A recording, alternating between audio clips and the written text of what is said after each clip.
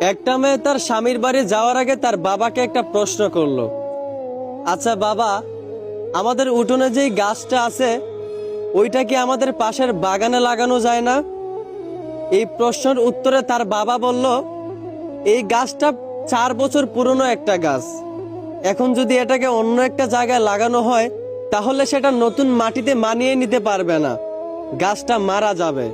এই কথা শুনে মেয়েটা কাঁদতে কাঁদতে বলল, আচ্ছা বাবা, একটা 4 বছর পুরনো গাছ যদি তার জন্মস্থান ছেড়ে অন্য জায়গায় নিজেকে মানিয়ে নিতে না পারে, নতুন জায়গায় গিয়ে নিজেকে বাঁচাতে না পারে, তাহলে আমি তো তোমার ঘরে 22 বছর পুরনো একটা মেয়ে। আমি কিভাবে নিজের জন্মস্থান ছেড়ে অন্য জায়গায় গিয়ে নিজেকে মানিয়ে নিব? আমি কিভাবে নতুন স্বামীর ঘরে গিয়ে নিজেকে বাঁচিয়ে রাখবো?